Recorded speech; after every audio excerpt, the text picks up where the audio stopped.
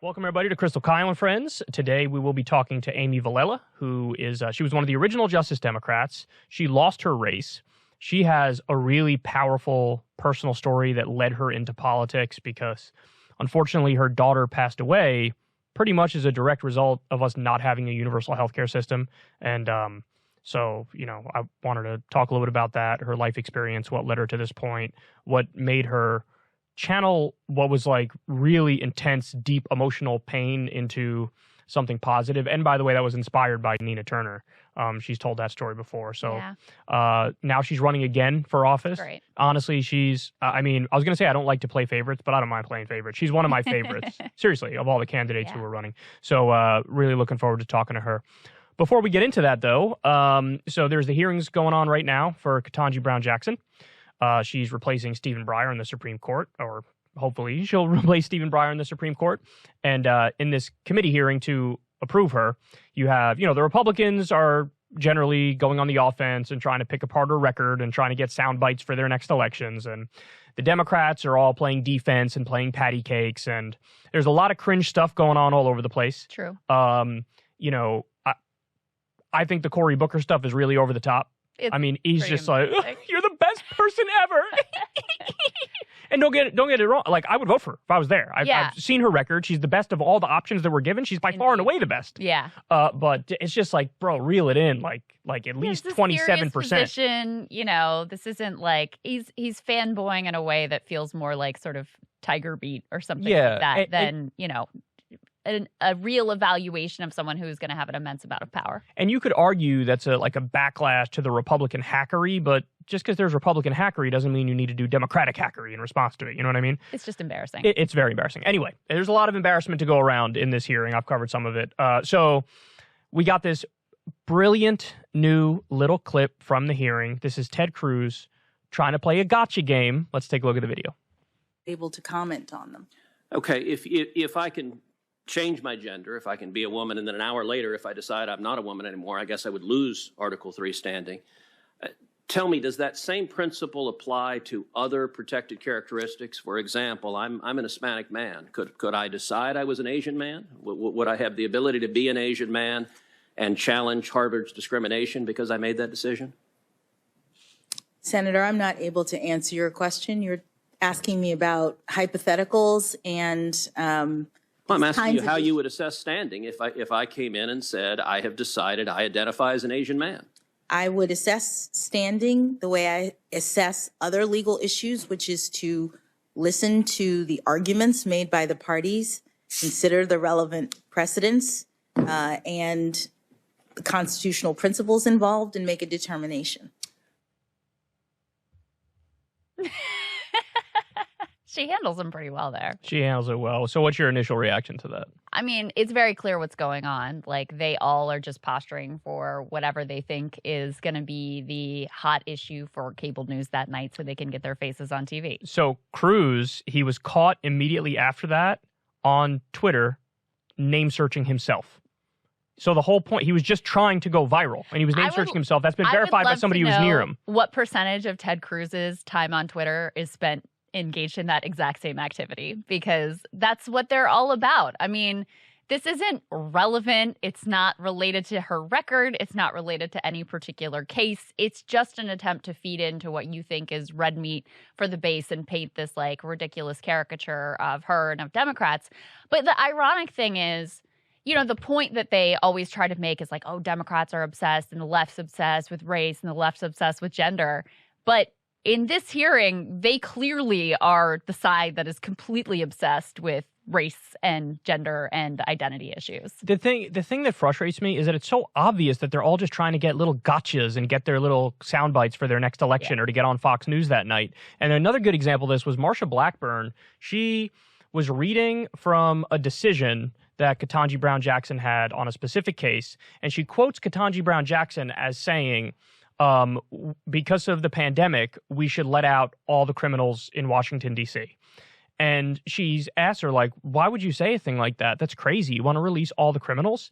And Ketanji Brown Jackson is like, 2 sentences after that, I'm saying that to then make the point, it would be crazy to release all the prisoners, and of course we shouldn't release all the prisoners. So she was trying to make the opposite point, but she quoted her out of context. Yeah. Because either she thinks Ketanji Brown Jackson is insane, or she's insane, and she's just trying to score some cheap political points. They're trying to paint this portrait of her as somehow like soft on crime. And so she plucks this quote out of context that Ketanji Brown Jackson is very easily able to parry, because she says, in literally the next sentence, I say, in this instance, because of the crimes that were committed, this person should be kept in prison. And in fact, that was what the ruling was to keep this person in prison. So even like the outcome of the case disputes the notion that she wanted to let everybody out of prison during COVID. My personal favorite moment, though, was came from like Lindsey Graham and John Cornyn, who one of the parts of her record that I'm most impressed by is that as a public defender, she represented a number of detainees at Guantanamo Bay. Right. And then also when she left her position as a public defender and went to a corporate law firm, she also filed friend of the court briefs in support of a couple of advocacy organizations that were opposing our, unconstitutional principles of indefinite detention. So she was on the right side of those issues. And you had Lindsey Graham creating this whole, you talk about a made-for-TV moment, having a complete meltdown over, his lust for more war crimes and more torture, and even standing up and stalking out of the room. And then you have John Cornyn saying to her, why would you ever say that Donald Rumsfeld and George W. Bush were war criminals? How could you? Based. Yeah, exactly. And I'm like, actually, this is like one of my favorite things about her. She kind of parries and doesn't really, she's just like, I don't really know what you're talking about. And that was on behalf of my clients, and that doesn't necessarily reflect my views. And so I was a little frustrated too with the liberal response, which is so feckless. Rather than being like, if she said that, she's right. They were like, well, that wasn't really her views. She didn't really think that. Well, I covered this as well. Yeah. And I don't know if you saw the follow-up to that, but Dick Durbin chimed in and gave the context. That's exactly what happened. And the context makes it so much sweeter, because basically the point is she didn't call George W. Bush a war criminal. There was an official filing in court that he literally is a war criminal. So she didn't call him that. It's just like, no, you actually are that, because there's a filing, there's a habeas petition that says you are that, because the person she was representing was fucking tortured by them, which is a literal war crime. Yes. So it's not conjecture, it's not opinion, it's like fact in a court filing. Right. And so for them to, but you're right. I mean, I like the way she handled it, because she has to handle it that way. Of course. Yeah. I like the way she, I'm sure there's some people who are, why didn't you stand up and say, like, hell yeah, he's a war criminal? She's not me. To see, but she's not me. Well, it would also tank her chances of getting on the court in an instant. So she played it right. But yeah, you're right about more people in our position or in the media or other politicians could be like, well, he is that. Right. Well, and the problem is, of course, that they can't talk about W as a war criminal anymore, because we had to rehabilitate him to somehow prove, that Trump was worse. It's like they could both be really bad. It's okay. You don't have to rehabilitate W into this Michelle Obama's bestie and grandfatherly figure who paints all day. So now let me give you my controversial take. Okay. So the point Ted Cruz is making is obviously ridiculous, because there are no transracial cases in front of the Supreme Court or anything like that. If anything, it was, what's his name? Mike Braun the other day, senator, came out and said, like, yeah, I think you should leave interracial marriages to the states. Oh, that was so he's saying it's okay if, like, Mississippi wants to ban interracial marriage, they should be allowed to. Get over it. Like, what's the problem? So that's more of, like, a real issue going on right now. There are no transracial cases in front of the Supreme Court, and he's trying to play gotcha and be like, isn't the left so stupid? But I actually am one of the few on the left who takes the unpopular position of, like, transracialism, I don't really necessarily think there's anything wrong with it. You're taking the pro Rachel Dolezal, pro Elizabeth Warren stance. Pro Elizabeth Warren. Or you're Elizabeth Warren stan now. That's what you're telling me. So, and I had this conversation with Vosh. We sort of debated this a little bit too. We didn't really debate it. We just discussed it. I can't think of any objection to transracialism that wouldn't also apply to transgenderism. And well, here's the problem. Here's well, I can think of a few actually, but there's very few. How do you actually feel about Rachel Dolezal? Let's start with that. So, I mean, look, I'm a product of my environment like anybody else. So my gut reaction is the same as most people, where I'm like, well, that's fucking weird. Yeah, you know, like, of course. But when you look at the fact, she actually was like working for the NAACP and did a lot of good things for the black community. Yeah, she clearly had taken some steps to actually be like, you know, a good member of this community. She's saying, this is what I identify with. And she's lived that to the maximum amount she possibly can. Now, one of the arguments against my position would be, if this thing was really real, there'd be more than just a handful of examples. You know what I mean? Like, there's only, literally a handful that we could count in the whole country, whereas transgender stuff has existed forever. I mean, you go back, there are, you know, old school historical record stuff of like trans people in communities around the age 0 BC, or I guess it's not BC if it's 0, but you get the point. So that's one argument against it. And dysmorphia is a real phenomenon.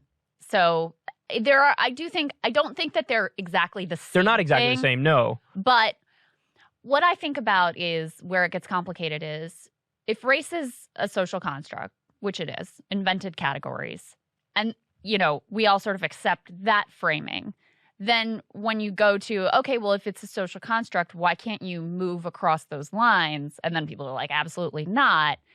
It makes sense to draw a hard line in that instance of, you know, how you're identifying and which side of the divide you ultimately fall on. So while, look, Elizabeth Warren is silly and Rachel Dolezal is also feels sort of like ridiculous and you're trying to be something that you really aren't, I can imagine hypothetical, theoretical examples that might make more sense. Like, you could imagine a child adopted into a family of a different race where this is their culture, this is their upbringing. We don't even need to go to that. I mean, if Eminem came out next week and was like, I identify as black, I think most people would be like, yeah, we kind of knew that. Nobody would be like, oh, I don't know. How could you? No, I think there would be some. I think people would be like, I don't think people would like that. Okay, but what's the main objection? But what I am trying to say, though, is that I do think that there are hypothetical, theoretical examples where people would more or less accept, like, oh, your, you know, ethnic lineage is white, but you're raised by a Latino family, and that's your culture, and that's, you know, your community, and that's your upbringing, and these are your people. Like, yeah, okay, you count. We get it. Yeah. What would be the main objection if Eminem came out and said that? The people who do object would say, what? But you're not black. Well, what happens when a trans woman comes out and says, I'm trans, or I'm a woman, right? And they're biological male? A lot of people go, but your biological sex is male. Right. So it's a very similar thing. You know what I'm saying? Mm-hmm. There are differences. Again, I don't want to... I gave you one example of a difference, the fact that empirically speaking, like, there's just not as many people who identify as transracial as identify as transgender. So maybe that's an argument that it's not as real, or certainly not as pervasive. Mm-hmm. But in terms of, like, I'll say this, 85 to 90% of the arguments that one would use against transracialism are the same arguments you could trot out against transgender folks. Yeah, but clearly the point here from Ted Cruz and the right is to paint this portrait of, like, the left's insane. And I mean, that's the same thing that they always did with gay marriage, is they'd be like, what's next, marrying a truck? dog? Yeah. And so that's the portrait he's trying to paint for no other reason than to, like, get his hit on Tucker Carlson or whatever. Yeah, but the funny thing is, I'm like the only person on the left who would even entertain that conversation, the point I just made. Like, everybody else on the left is actually the most hostile to the idea of transracialism. You know what I'm saying? Yeah. And there is, you know, it's that interesting dichotomy of, like, everybody's pro-transgender rights, but not... I think it's because people don't want that caricaturish view of, like, oh, well, you'll just say, like, I can identify as popcorn next or whatever. I think that they don't think it's real. I think that a lot of people don't think it's real. And the other thing is, no, there actually is, like, xenogenders is now a thing, which is, like, I identify as just something totally non-human. Like, there was a thing online recently, there's some creator who identifies as a deer. So it's funny that even that is, it's not really all that accepted, but it's more accepted than even the transracialism thing. Yeah. You know what I'm saying? Mm-hmm. So, but again, we're the only ones having this conversation. Ted Cruz is talking as if the entire left is like, yes, well, let's do this, and let's sue people over it, and let's get it to the Supreme Court. By the way, if that got to the Supreme Court, you know how quickly that case would be rejected? Yeah. It would be rejected so fucking fast, it would be comical. Well, and I think the reason why this is off the table for a lot of the left is because there is this direction of like becoming so woke that you harden the racial lines, and like these categories, you see that what is a caricaturish view, but also is real in certain circles among this sort of like woke consultant class of this is what it means to be this race, and these are the characteristics that you have, and this is what whiteness entails, and, like math is white supremacy, that sort of thing. We're actually getting to, this is a good transition to our next topic. So in a sense, they've hardened those racial lines and made them more essential. So it makes it harder to even entertain this idea when, of course, it's very challenging to grapple with hard racial lines when race is, in fact, a social construct. But that was always one of the main conservative arguments against trans people, though, too, is that, wait, you guys are telling me gender is largely a social construct until you're trans and you want to identify as a female, in which case you are in line with all of the traditional definitions of what it is to be feminine. That was always one of the conservative arguments against trans issues. It's like, wait, which is it? Is gender a social construct? Or is it's real as a heart attack, and you want to embody and you want certain the ideal feminine, stereotype or whatever. Right. Or archetype is the word I was looking for. I mean, I think those conversations actually happen across ideological lines. True, but I've seen that more as an objection from conservatives to transgender stuff, where they're like, wait, I thought it was a social construct, so why do you care if you're male or female? But it's like, you say it's a social construct until you want to totally embody the archetype of that which is female or that which is male, and in which case now you're more essentialist about you know what I'm saying? Gender is, right, yeah. And you're wanting to embrace this sort of stereotypical notion of femininity. I think this stuff is interesting. I don't think much hinges on it, which is why what Ted Cruz is saying is ridiculous. And you don't think Ted Cruz was like offering this up in good faith? Provoking good faith suggestion for debate and intellectual discussion? I don't think so. Yeah.